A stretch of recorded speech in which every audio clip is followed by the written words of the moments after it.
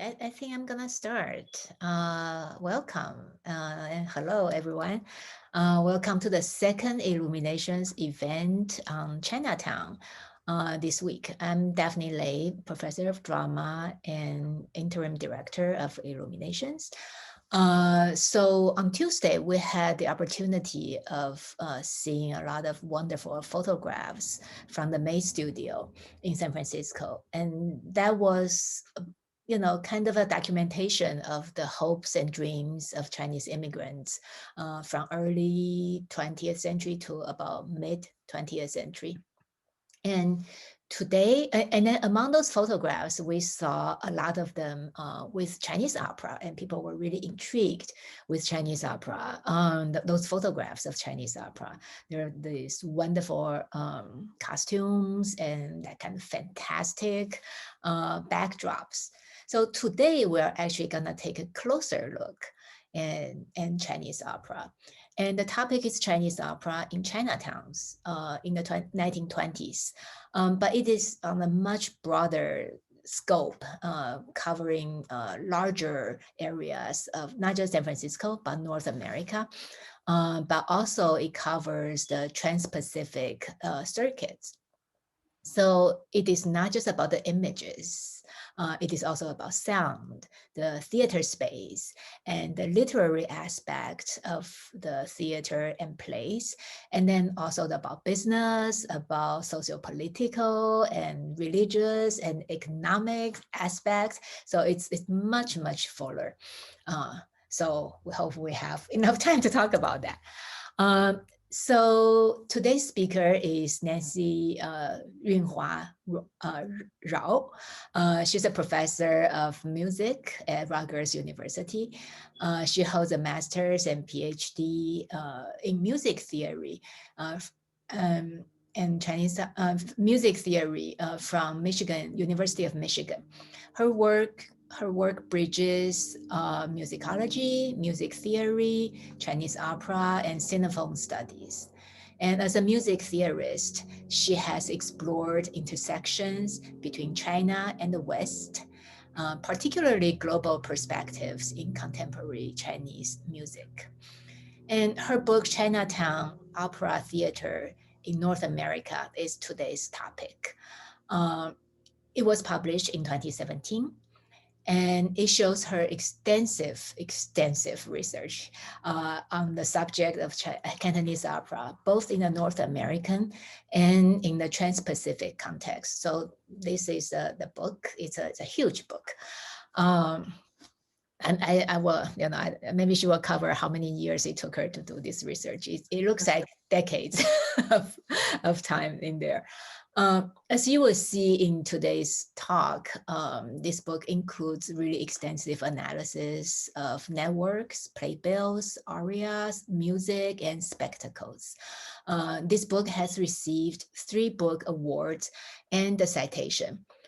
From American Musicological Society, Society for American Music, and Association for Asian American Studies, and Certificate of Merit from Association for Recorded Sound Collection. And I have known Dr. Rao for quite a few years, and our research intersects. So I'm so happy to present her today. So Dr. Rao. Thank you. It really is a great pleasure to be able to share this work. And I was not sure how much material to include. I'm just cutting and all that stuff. But then after I see the people who are on the screen, I realize I'm among friends. So whatever I share, I'm sure will be some ways of showing my passion for this music. Okay, so as you all know, the challenge of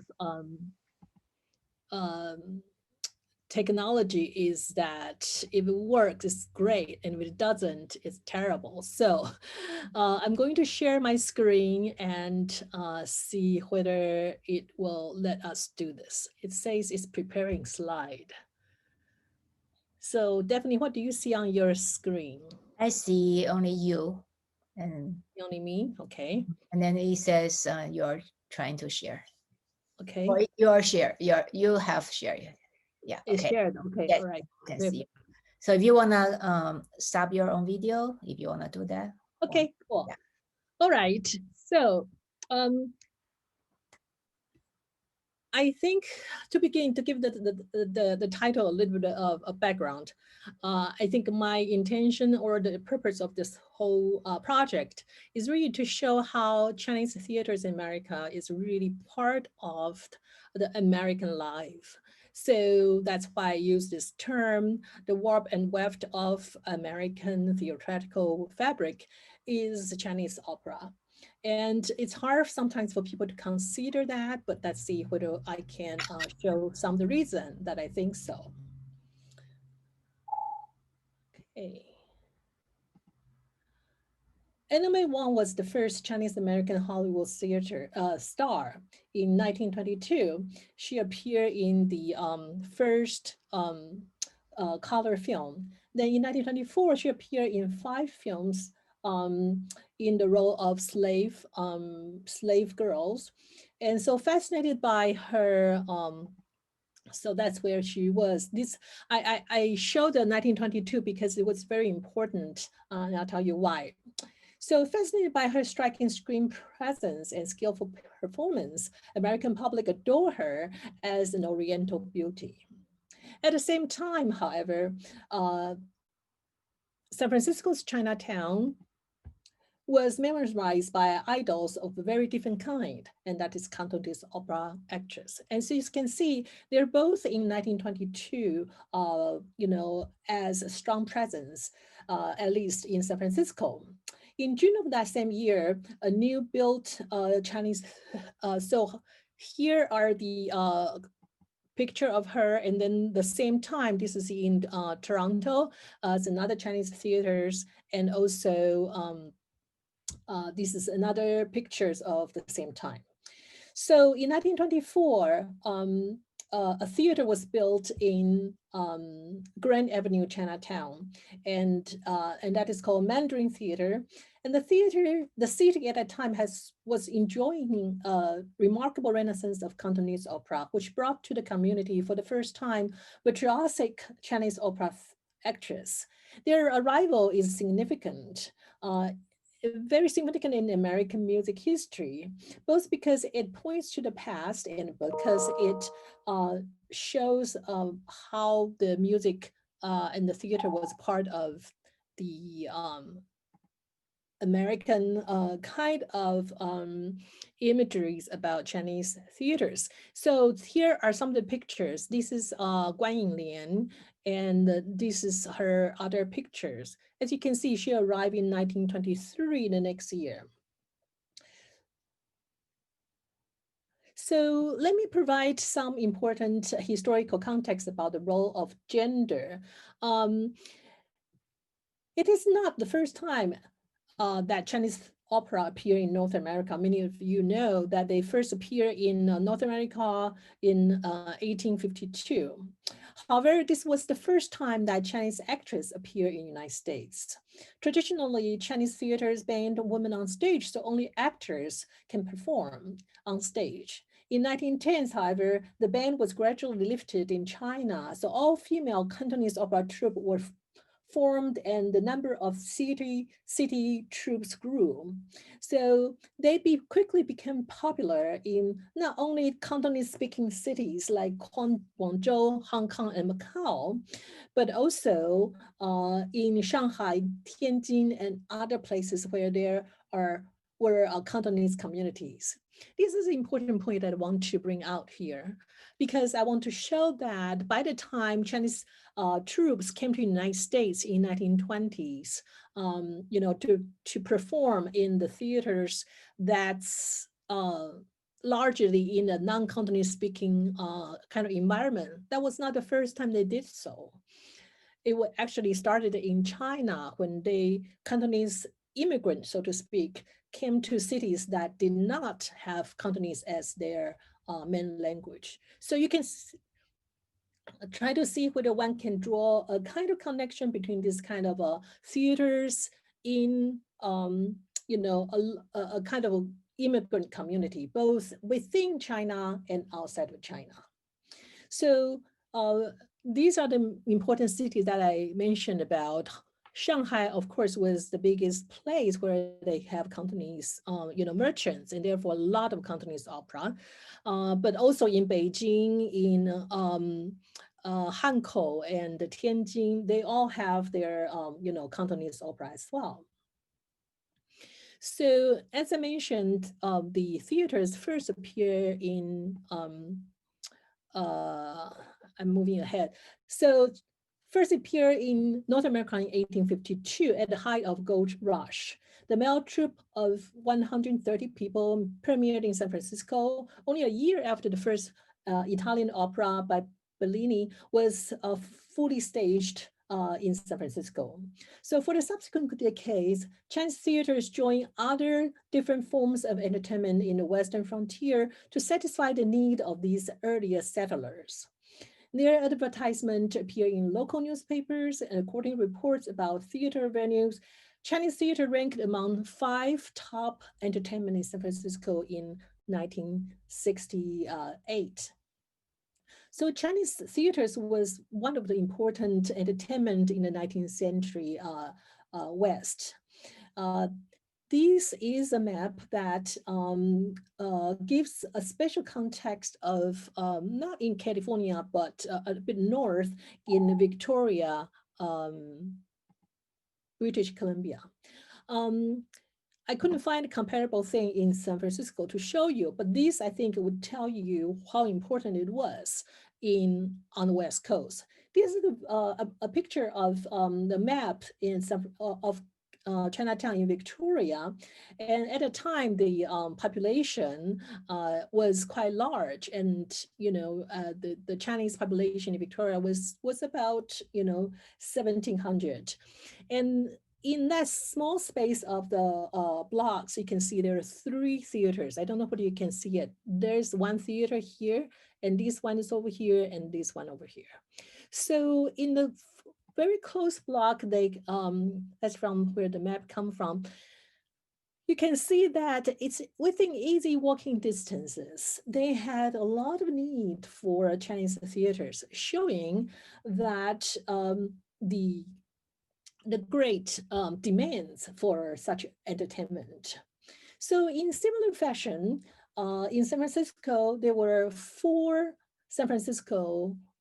Chinese theaters in San Francisco in 1878. And it's not hard to imagine if you just imagine the situation in Victoria. So 4 theaters would be placed in really great vicinity like this ones that you can see in Victoria. So these theaters perform Cantonese opera, as I mentioned, in the genre of region from which most Chinese immigrate. However, as we all know, anti-Chinese sentiment had grown. So by 1882, we have the passing of the Chinese Exclusion Act, and subsequent extensions as I listed here. So the entry of Chinese actors were inhibited and the theaters were in decline. Many could not sustain without the fresh blood of performers. So in 1906, earthquake and fire in San Francisco wiped out even the last Chinese theaters in America. Ironically, this was also the time when the racialization of Chinese came to become really popular. And this is the situation, this is a poster of circus. And as you can see, Chinese actors or acrobat and so on and so forth were extremely popular.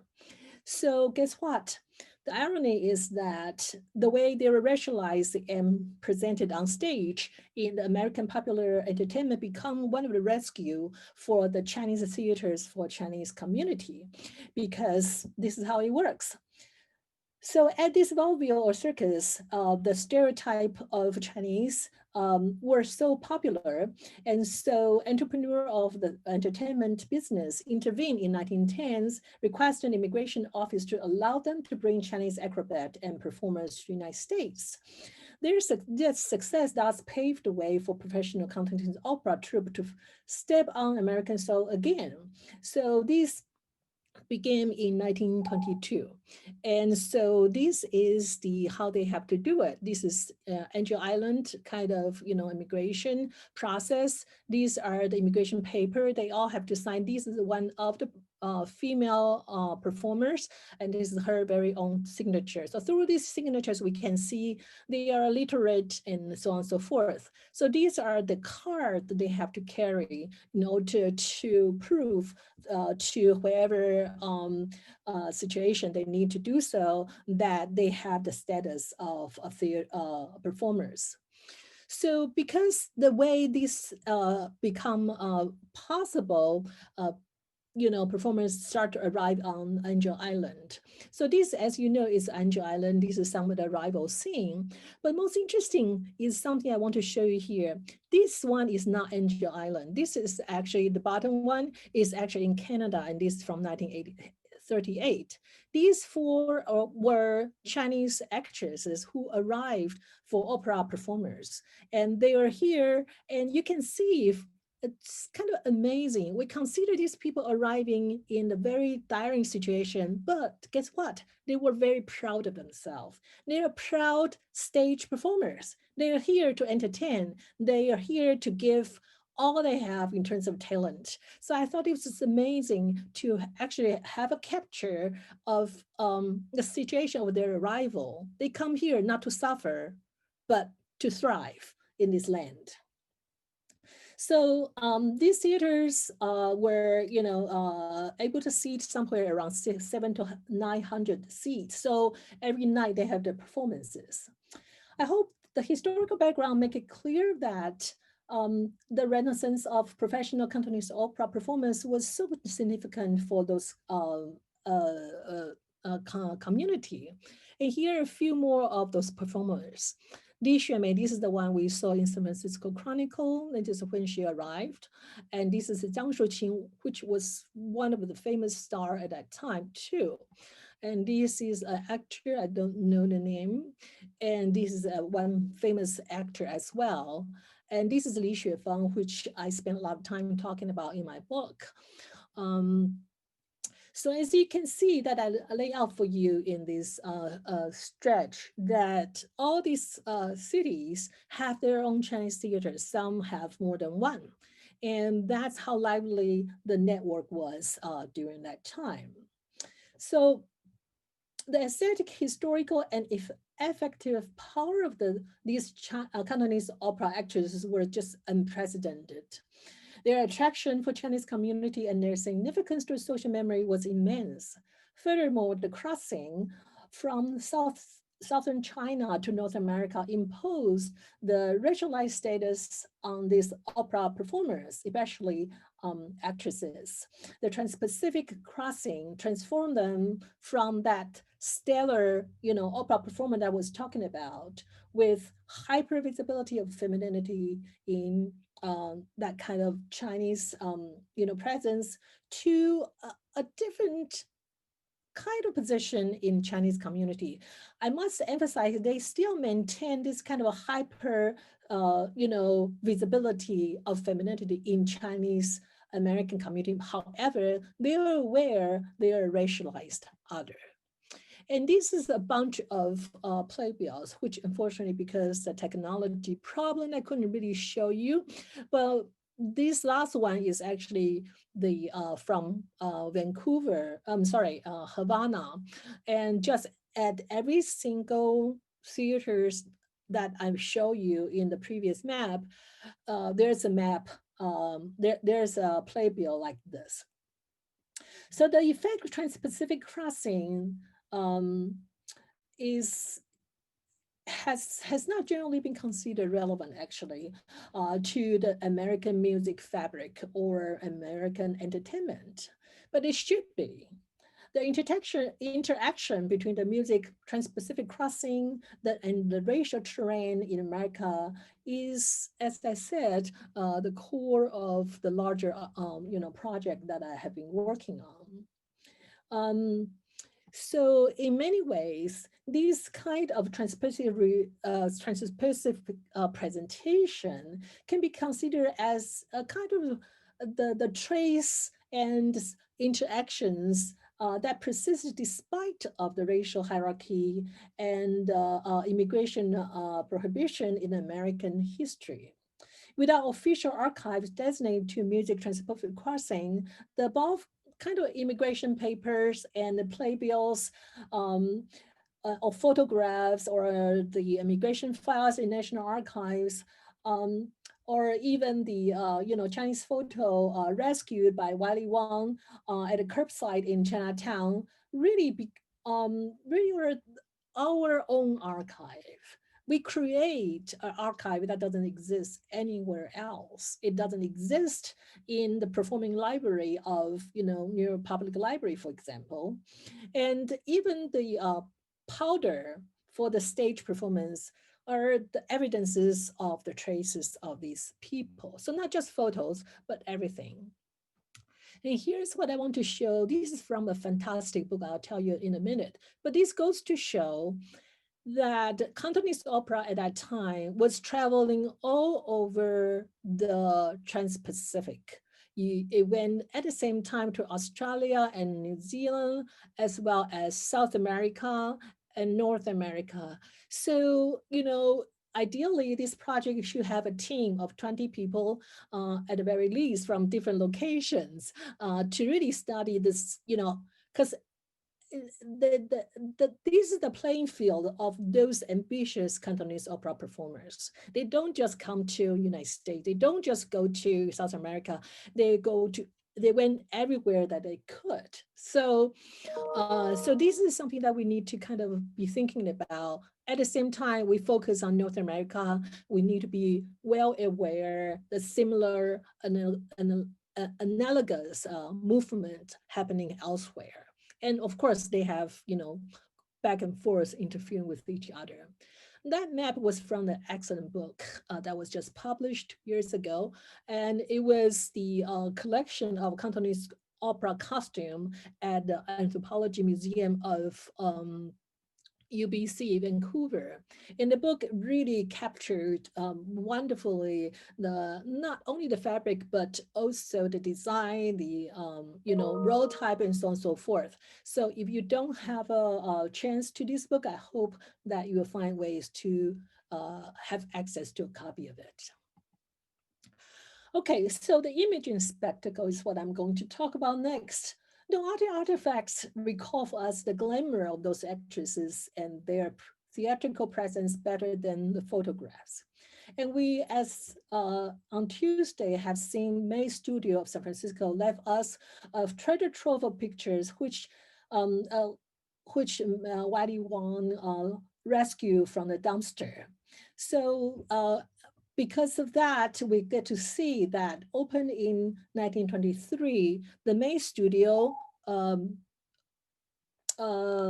was operated by Isabel and Leo Lee, and they for years focused on producing photos for actors in stage production. So these pictures were produced on daily playbills printed in newspaper advertisement, enlarged and hand painted for the window display at the theaters and at studio photo studios. Sometimes if we only have access to the black and white, we have forgotten altogether that they were not black and white. They were actually all colorful. So those hand painting were effort to preserve some of those, colorfulness that strike those people who, mesmerized by their beauty. And that's one other reason that I urge you to have a look at the book that's edited by April Liu from UBC.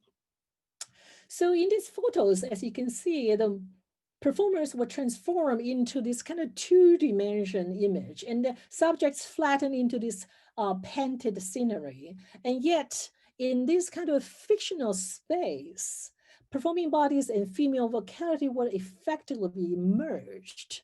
right? So as you can see, she's just not a figure, but you can imagine this voice, the theatricality that's associated with it. So they're merged into a present whole. So they call out, with this kind of a gaze to the viewers with a sense of the intensity. And what I want to show you is also some details about your clothes. As you can see, these are painted to show the screen, uh, the uh, the glitter of the dresses. And this is the armor. And these to your right are the colorful pictures from the UBC Anthropology Museum. And these are the decoration typically for this is a kind of armor. So such armor were typical for auspicious and showy act. In the photos, the actors look out at us not with ostentatious, but also with competency and subtle pride. So if you refer this picture back to the ones that at immigration station, you can see these were really proud performers who bring their art to the stage in North America. So this stage photo carefully preserve many striking visual effects of the performance. The classical repertoire and the modern repertoire were shown to great effect. So this is a Guangong for those of you who know the importance that he represents as a warrior.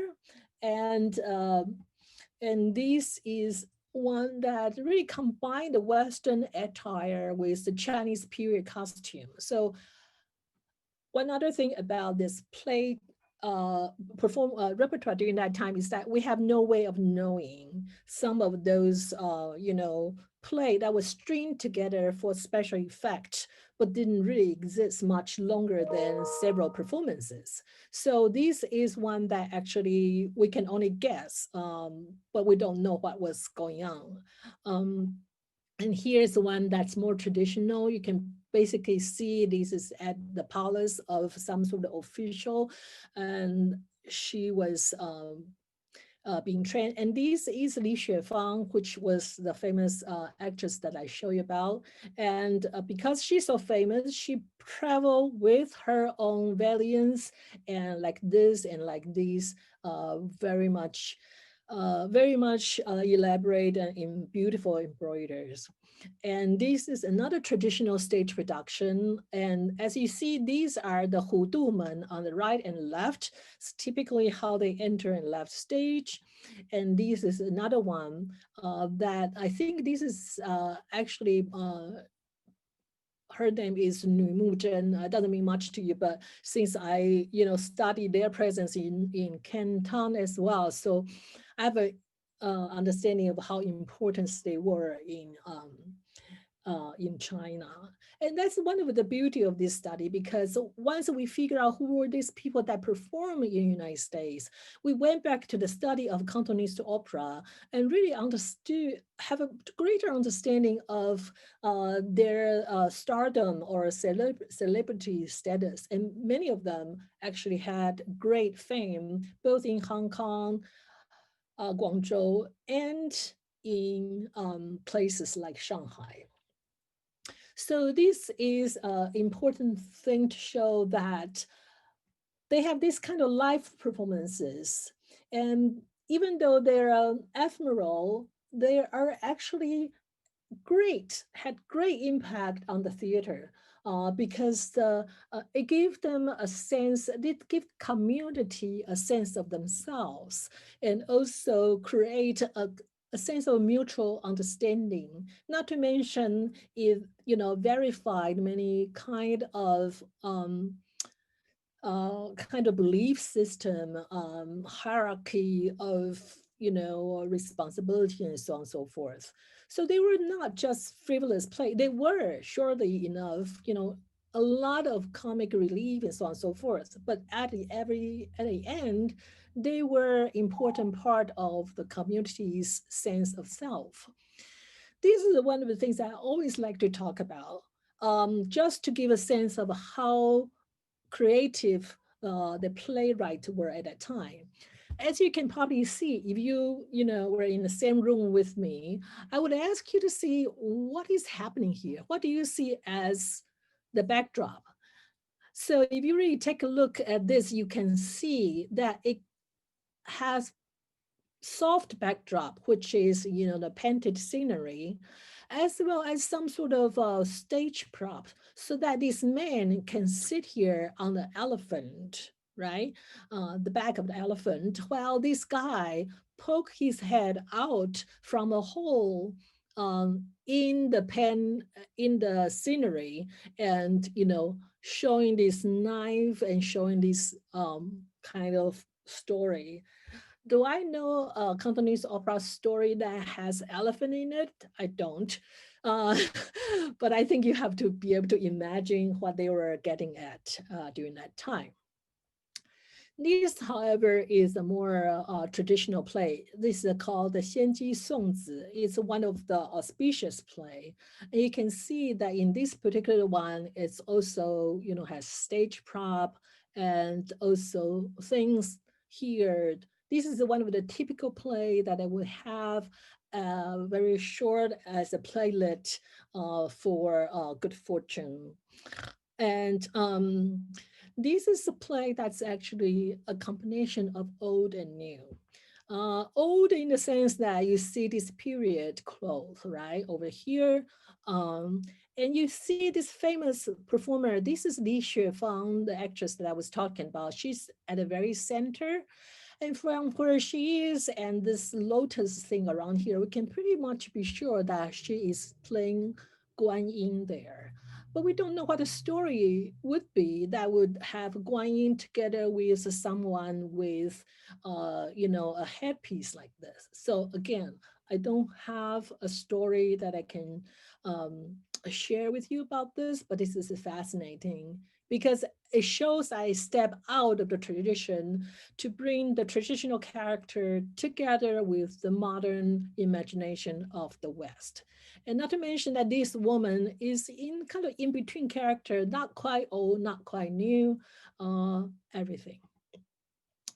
This is one of the things that's really fascinating as well. Just the other day, on Tuesday, when I listened to the presentation, I understood that the two theaters in San Francisco actually each may tell the contemporary political event differently, depending on, which side they are with, in terms of the political event. So that goes to show that the particular event was also an important part of the Cantonese opera and also the Chinese theaters in America. Here they play out, a kind of war situation. And again, I don't have the story, but it's probably telling something related to contemporary. And this is a kind of feminist play. This is a female attorney, and she's giving a presentation in front of these contemporary looking people. And this is actually one of the contemporary story that was scripted by a famous playwright in southern China during that time. And this again is one of those contemporary play. And here in this case, you can even see the weapon and possibly people there. So I hope that's enough to give you a sense about how the spectacles and the skilled bodies, the virtuosic, kind of performance and legends conjure up the fantastic world for their viewers. And night after night, through laughters, tears, applauses, and other audience responses and participations, the opera performances became an anchor for the community to tell stories to themselves and to each other. The same famous legend can be repeated, but with different rendition, depending on who was visiting at the time, if the a female performers were more famous, then they become the main character, and that part of the plot then is elaborated. If the male character was, happened to be a strong performer, then that part become center of the plot. So however they did it, these opera performances stir up emotion, surely inspire virtuous behavior, and reaffirm the moral codes, and most importantly, effect social changes. That's what they were charged to do. They may not always do it, but that's what they were charged to do. And they give themselves that responsibility as well. So in the history of Cantonese opera, the 1920s was also distinguished by virtuosity. And there were a new vogue of vocal virtuosity. The rise of actors introduced the stage to a new style of female singing. So that is the kind of female singing that's more like a woman singing rather than a male falsetto. So Li Xuefang was one of the people that really mastered that. These were the common instruments of the 1920s, and they're very different from now. One of the curiosity that I have not been able to solve is the fact that Cantonese opera ensemble actually grew to incorporate saxophone, violin, and even sometimes cello. But guess what? I saw no evidence of that in North America.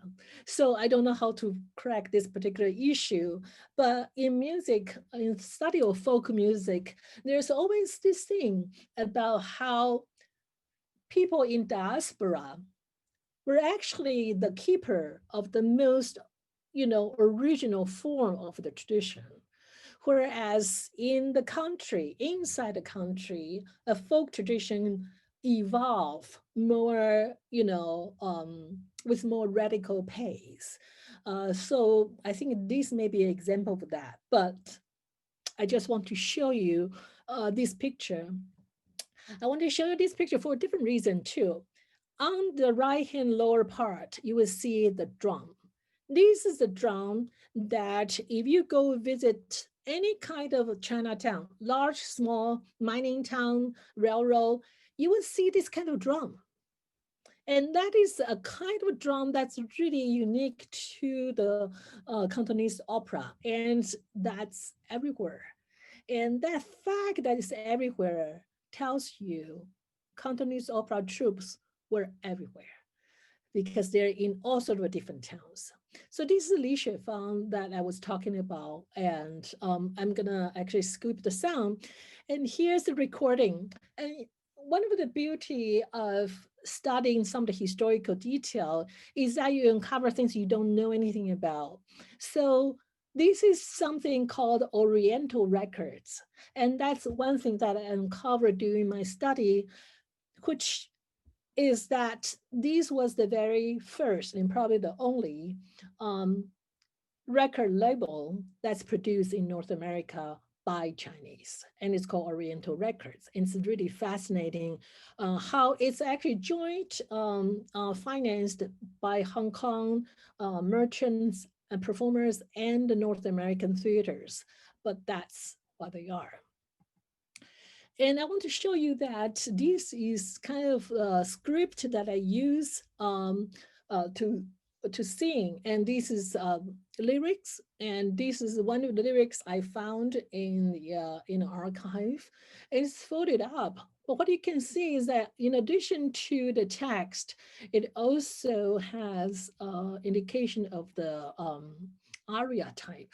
So for those people who look at the aria types, they could tell what it was, and they are able to sing because there's certain kind of melody formula that they can follow.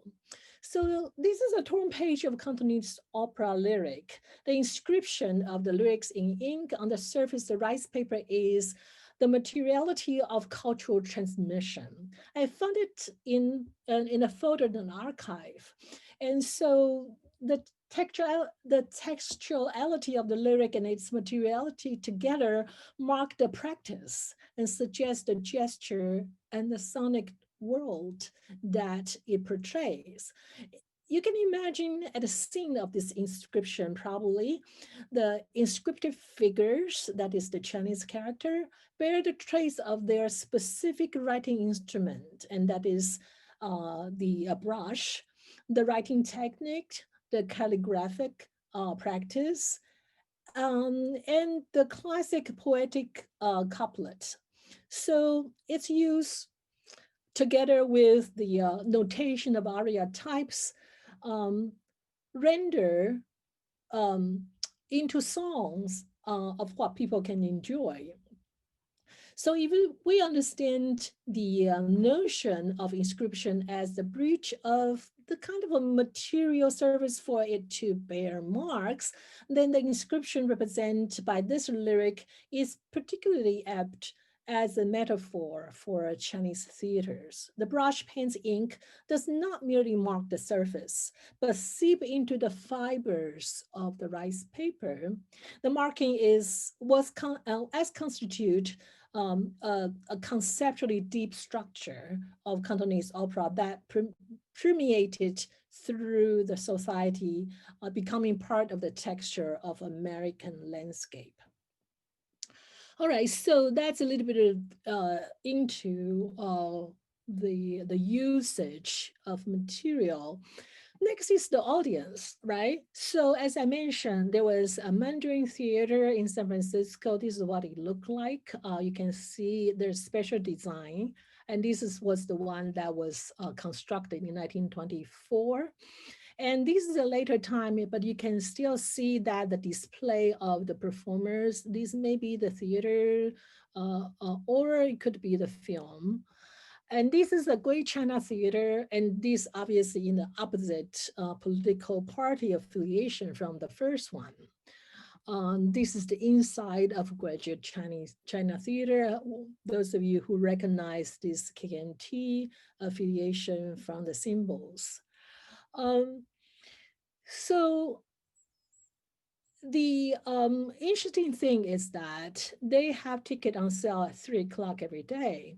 And depends on how famous the performers were during that night. It may sell a lot. It may sell, moderate.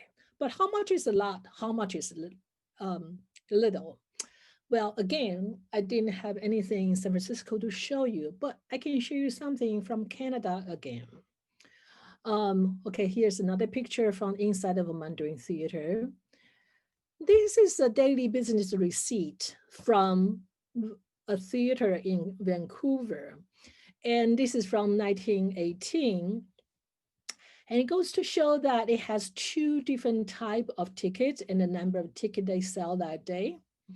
And through this study, I find something fascinating.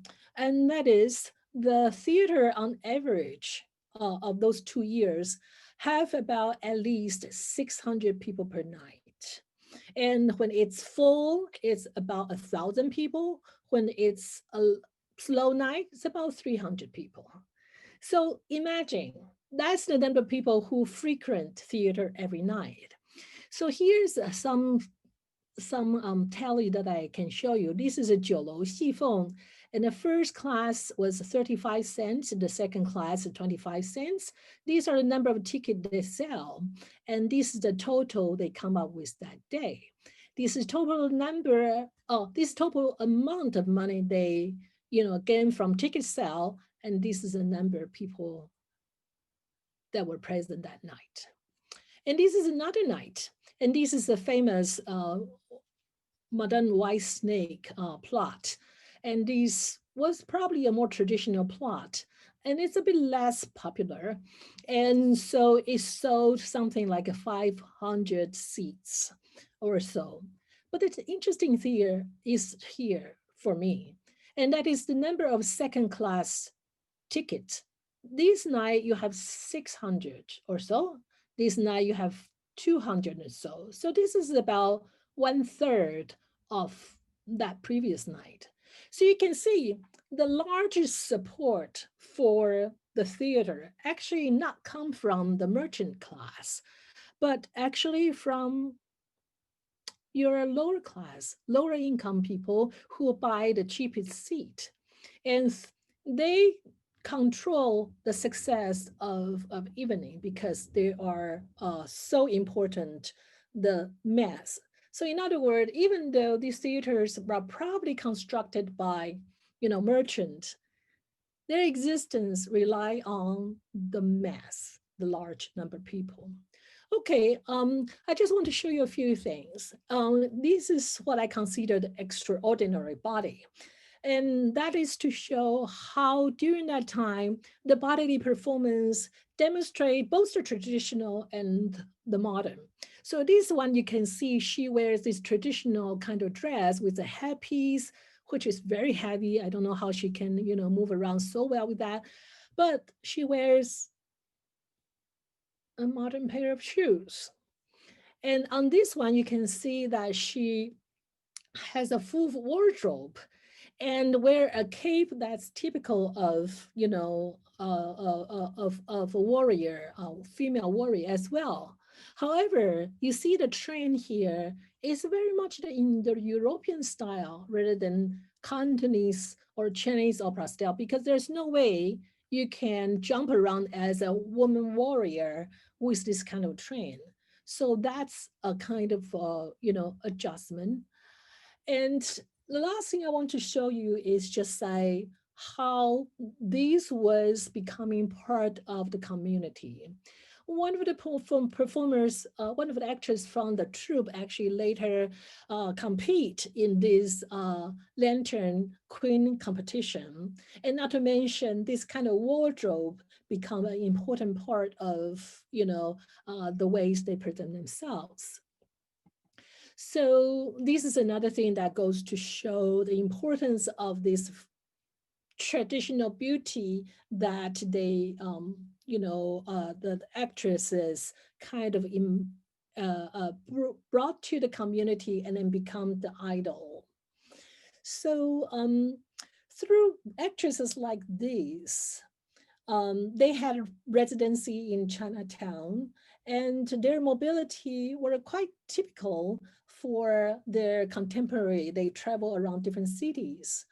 And it is very much through their stage performance, their phonograph records, and later the silver screen presence, that their visual and sonic images become object of emulation for these young Chinese Americans. Numerous second generation Chinese American women become amateur singers themselves from gramophone record, from amateur club, and from studies with musicians of Chinese theaters, because they are very important as accompanists. It was also reflected in the public event like the ones I'm showing you here. So the 1920s was the golden era of Cantonese opera in North America, one that is unprecedented and that came to shape many dimensions of Chinese identity for generations to come. And Chinese theater in North America had until recently been left in kind of repressed silence and perpetual invisibility in American history, both music and theater. And I hope that this work, my project, can open up the gate for us to peek into those glorious past. And this paper at the end argues that it ought to be, this history ought to be considered as an important part of history, not history of presentation only, but historical actors that shape the image and shape the activities and imagination of the communities. With the high mobility of these performers and their professional performance in the 1920s, Cantonese Opera Theater were active agent for playing out the reimagination of identities and the negotiation of cultural meaning for Chinese American community. So before I end, a few things to show. again, this kind of wardrobe headpiece continue. And if you remember, even the very first picture I show you of Anime Wang had one of, the Chinese opera wardrobe in that film piece. Um, and as for opera imagination, this is from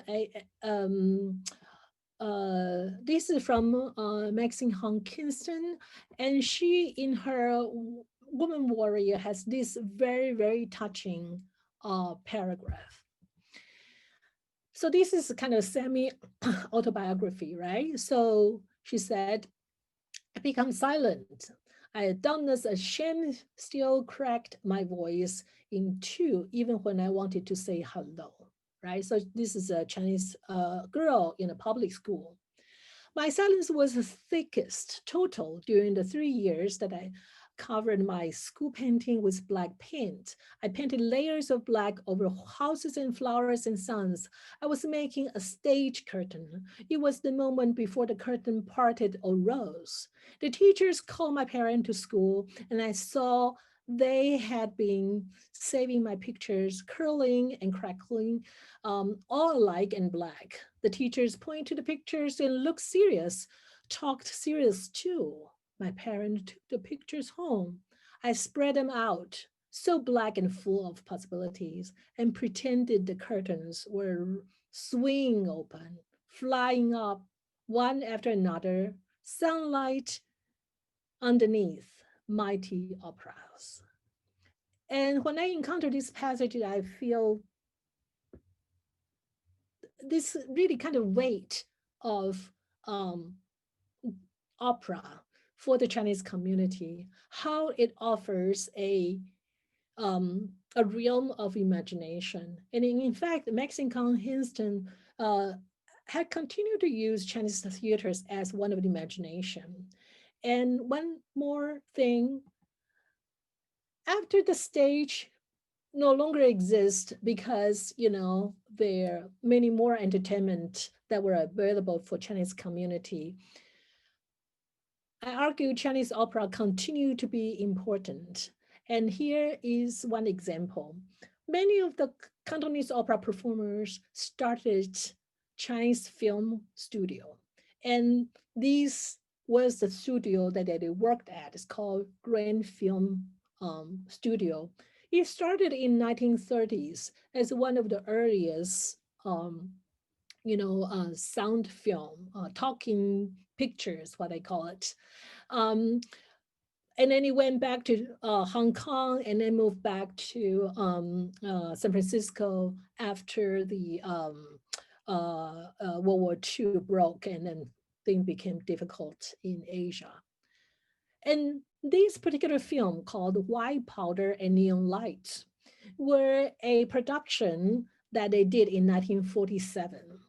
And as you can guess from this picture, the subject matter of this film is what? Chinese theater in San Francisco. In other words, they're playing themselves. And this is the director, and he's actually a Cantonese opera performer as well. And these are some of the stills from that opera, from that well, it may as well be opera from that movie. And you can see this is just fabulous. It shows the backstage, their practice, their worshiping of the god of the theater over here. And, the various different wardrobe that they had. And this is also showing in that same film the daily life of these performers. In other words, they don't always just wear the costumes. They also wear the local the daily clothes. And so with that, I hope that you find enough things that will pique your curiosity and to think about this more. Thank you.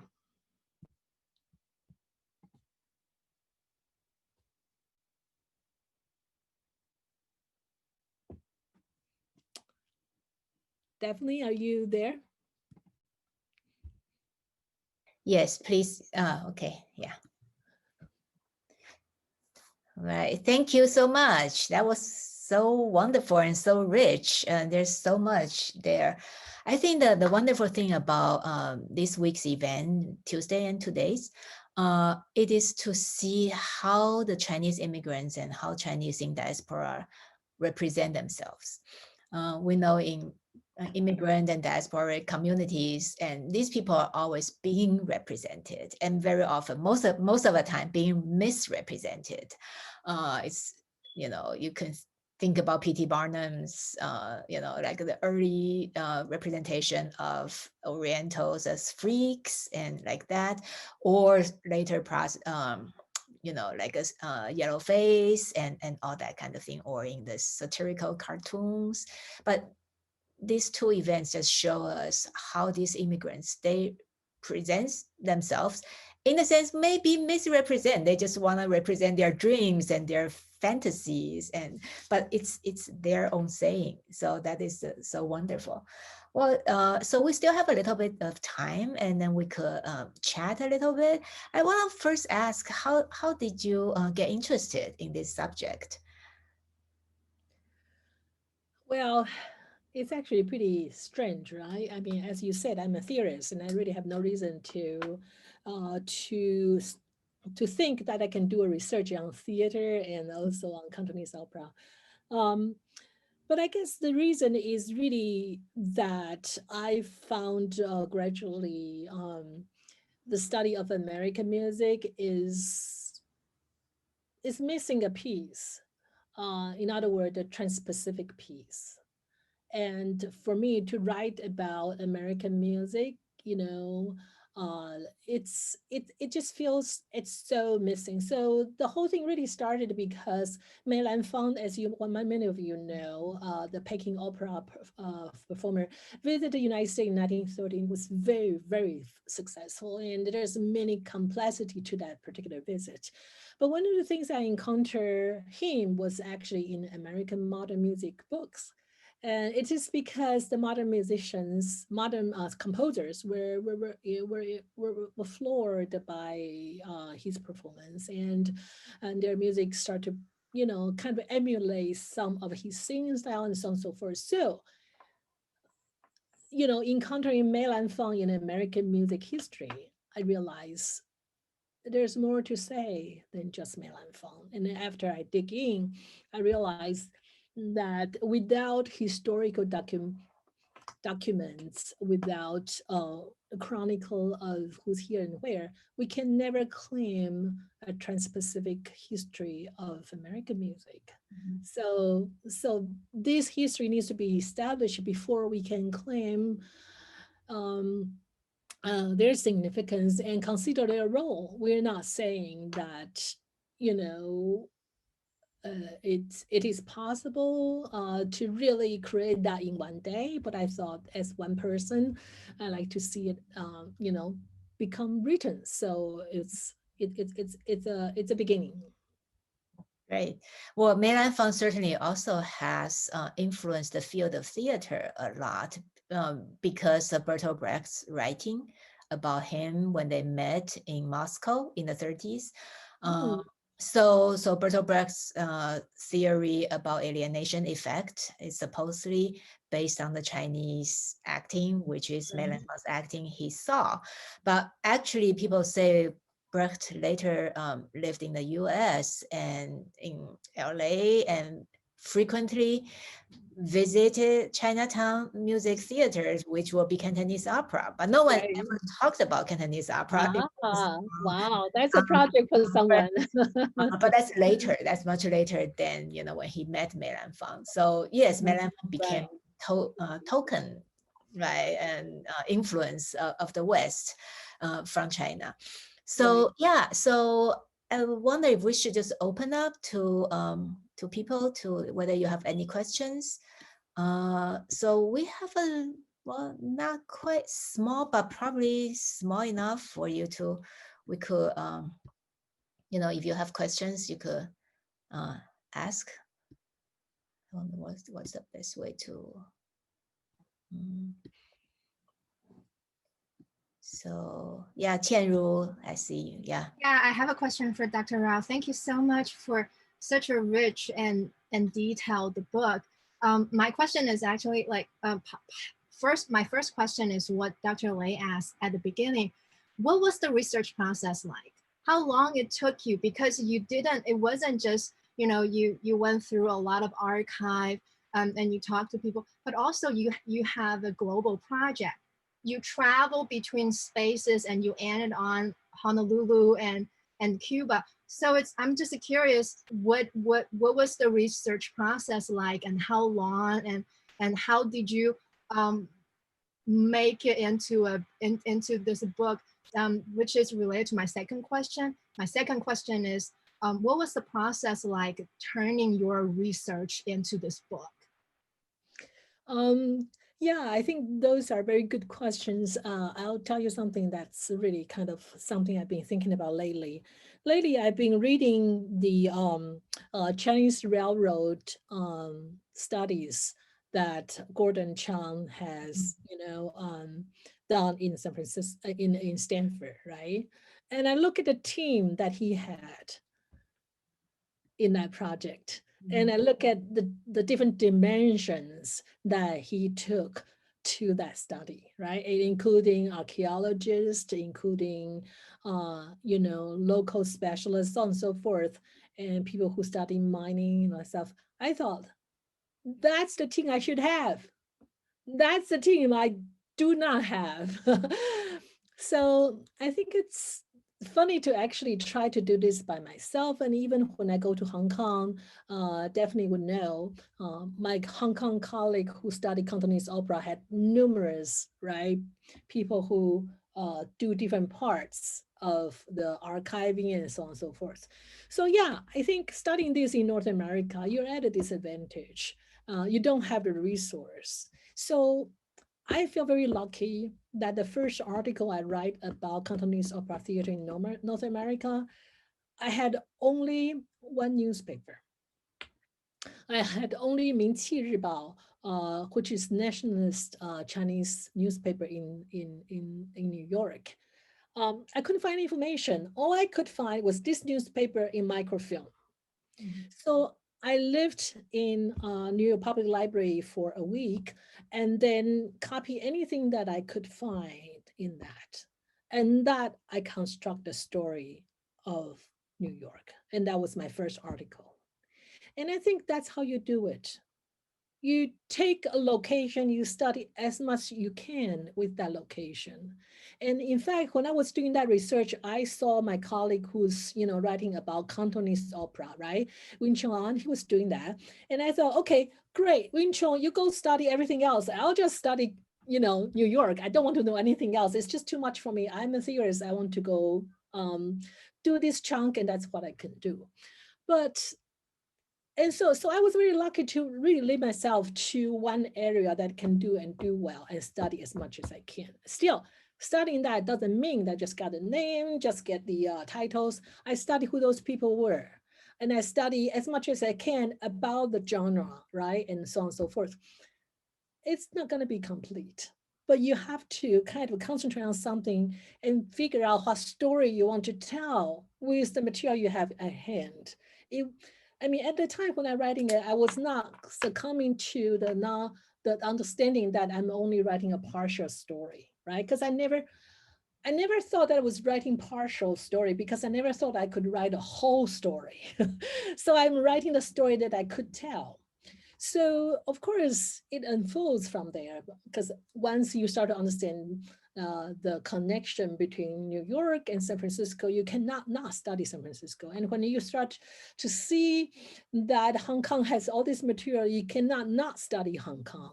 And when you realize how important immigration is to the establishment of Chinese theaters, you have to visit all these archives. So I think it unroll, and you just get deeper and deeper, get yourself into a lot of trouble. And and that's the story of my life, right? So I got into a lot of troubles, studying a lot of things that I know nothing about. But guess what? The central question was the same.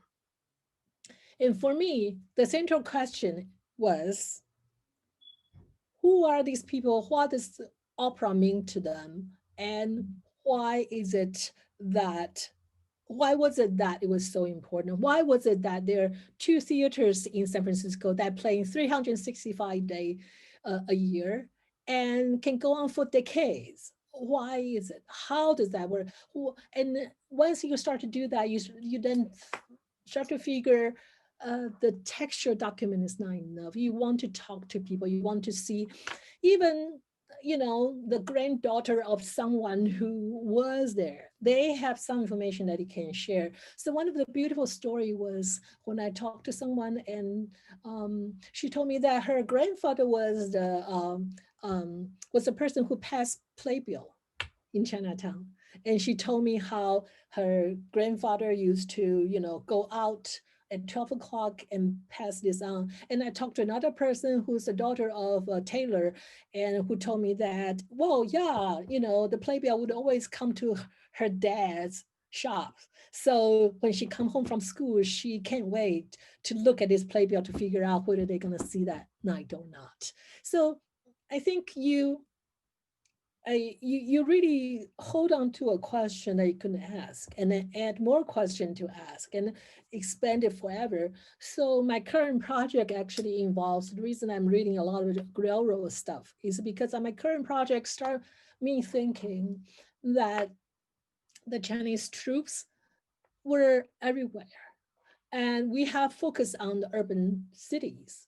And there's a lot that's not in the urban center that's even less tangible, right?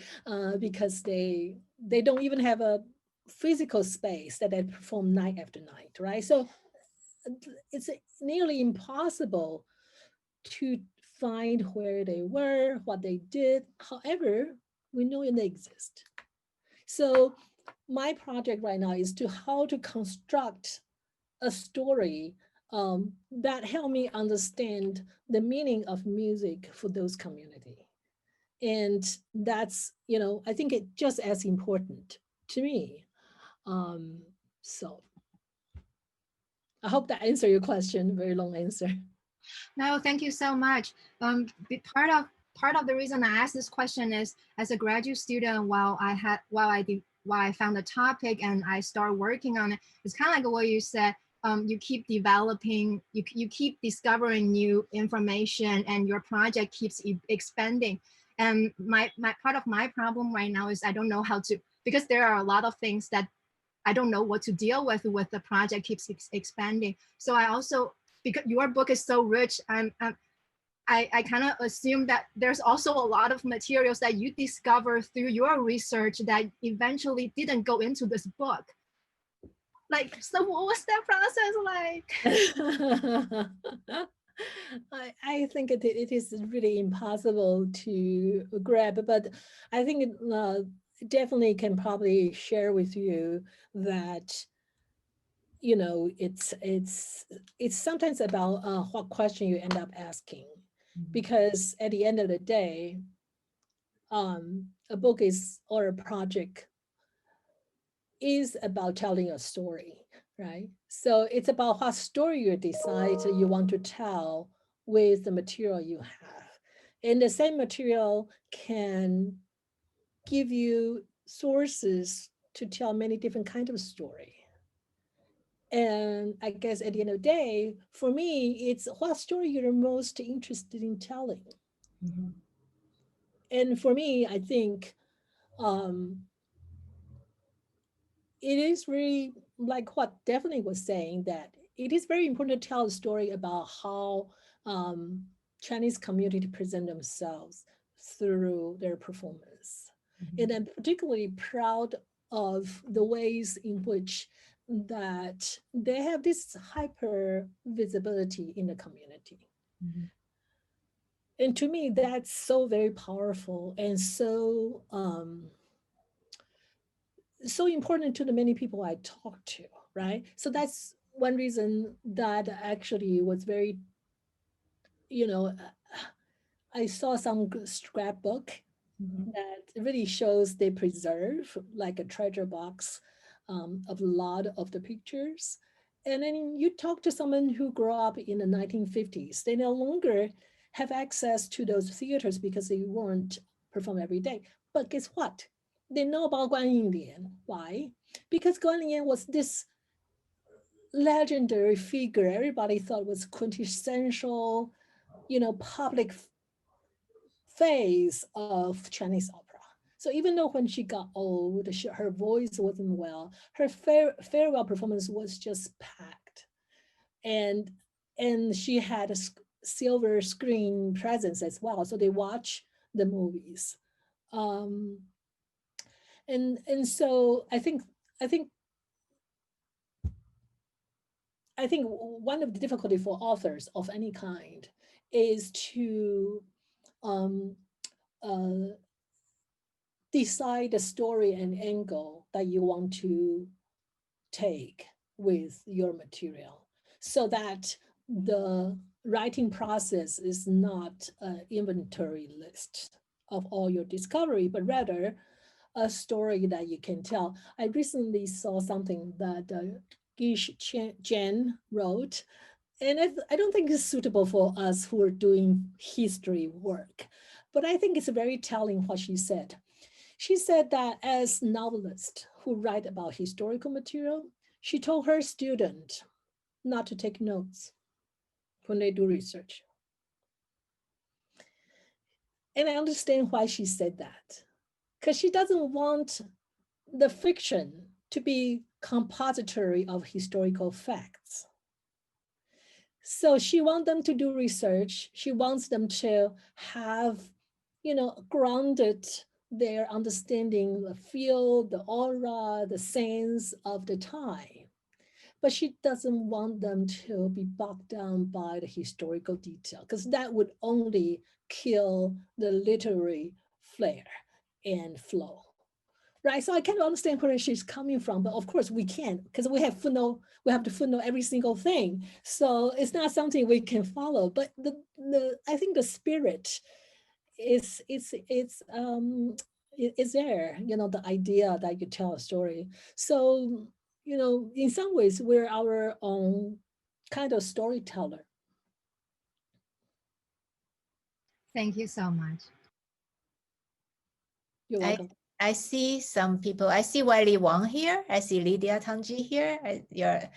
They're from the Tuesday's presentation. Do you have any questions for Nancy, or do other people have questions?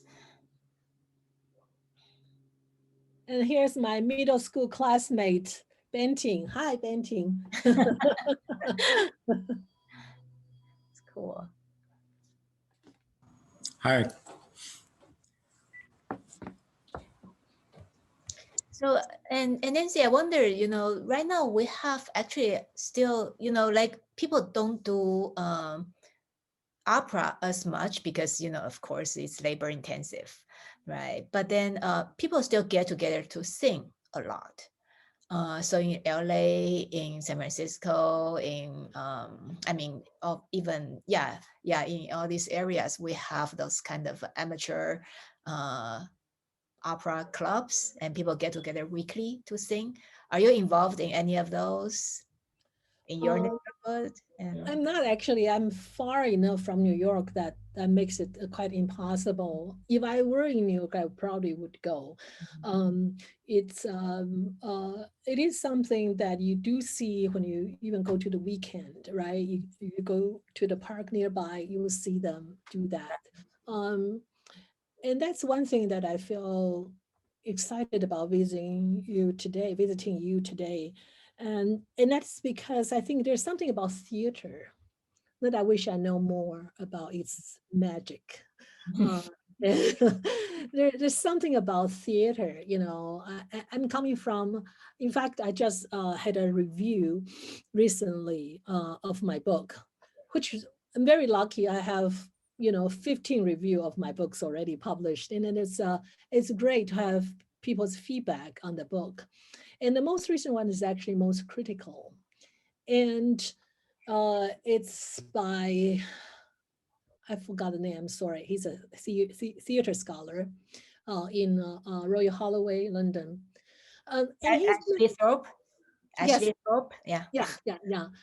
He wrote many wonderful things, but he has a main critique, which I totally, agree. And that is, he said that despite, all my research, and he understands that the possibility that the source material itself doesn't render information to talk about.